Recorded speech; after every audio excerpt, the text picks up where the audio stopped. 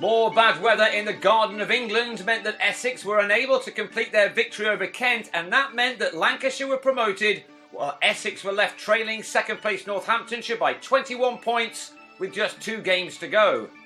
Essex had dominated this game throughout, but a lack of much play on day 3 and no play until 3:30 on the last one denied them enough time to complete their deserved victory. Kent had moved from their overnight 113 for 4 in their second innings to 122 when Sam Northeast was LBW to Reece Topley without adding to his 70 made on the previous day. Kent, who'd followed on, was still 47 runs away from making Essex bat a second time, and more wickets now would have still given them a chance. They may have been encouraged by the way that Geraint Jones and Darren Stevens played. In 4 overs together they added 27 runs. There was still time to force a victory when Topley then had Jones leg before for 12 at 149 for 6, the deficit now standing at 20.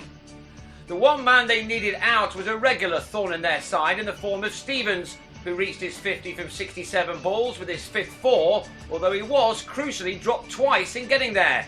He had by now helped his side crawl into the lead, and now Essex would need more time to chase whatever target they may be left with. As it turned out, that never happened, with Stevens and Callum Haggett using up 14 overs in adding 46 runs together. Time was rapidly running out for the visitors. Stevens' reaction when he drilled a ball from Monty Panesar to Owe Shah to go for 67 suggested that he hadn't quite done enough to earn the draw though. He had at least passed 1,000 first-class runs for the season, some effort from the 37-year-old.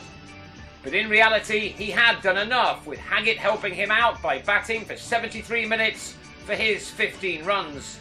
So Kent ended on 215 for 7, 46 runs ahead, and that earned them a rather fortunate draw from which they took 6 points. Essex had to settle for 8, and that meant that they can no longer catch up Lancashire. Northamptonshire are still in their sights, but realistically they now need to win their last 2 matches and hope that their closest rivals slip up.